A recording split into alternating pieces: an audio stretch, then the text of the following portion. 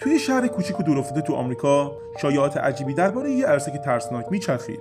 بچه‌ها وقتی دربارش حرف می‌زدن چشاشون پر از ترس میشد و بزرگترها فکر می‌کردن این فقط یه افسانه است.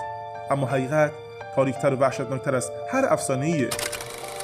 هاوارد کرین مردی منزوی و دیوونه و یه خالق عروسک بود. ظاهرش معمولی بود اما ذهنش پر از خیال‌های شیطانی.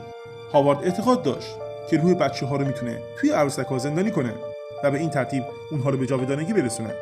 اون شروع کرد به دزدیدن بچه‌های کوچک شهر. هیچ کس نمیدونست بچه‌ها کجا میرن و هیچ ردی هم پیدا نمیشد جز یه عروسک که همیشه توی اتاق بچه‌ها جا میموند، با چشم‌های خیره و دهانی که انگار میخندید ولی هیچ صدایی نداشت. هر کسی اون عروسک‌ها رو میدید شب‌ها کابوس‌های وحشتناک به سراغش میومد. صدای جیغ خفه شده، گریه بچه‌ها و زمزمه‌هایی که نمیشد فهمید از کجا میان.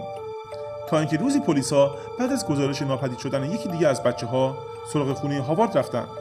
چیزی که پیدا کردن یک کابوس واقعی بود.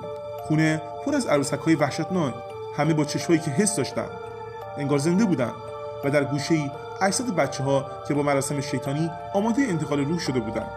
وقتی پلیسا رسیدن، هاوارد دیگه چیزی برای از دست دادن نداشت. با خنده دیوانه‌وار گفت: عروسک لبوبو همه چیز منه و اونا همیشه زنده ان. اما من دیگه تحمل این دنیا رو ندارم و با یک گلوله به زندگی خودش پایان داد. بعضی شایعات میگن هر کس این عروسک‌ها رو داشته باشه انگار شیطان داره نگاش میکنه و شایعات دیگه‌ای هم هست که میگن شرکت‌های سازنده داخل این عروسک‌ها دوربین کار گذاشتن. چه بزرگ چه کوچیک این عروسک‌ها رو با خودشون حمل میکنن.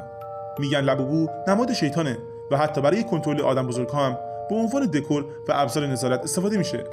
و همچنین میگن نگاه این عروسک مثل نیش شیطان توی روی آدم فرو میره و هیچ کس از دستش در امان نیست. اگر از این ویدیو خوشتون اومد ممنون میشم پستای کانال ما رو لایک کنید، کانال ما رو سابسکرایب و اون زنگوله بغلش هم بزنید چون ویدیوهای بعدی ترسناکتر و تاریکتر از همیشه خواهم بود. تا درودی بعدی، بدرود.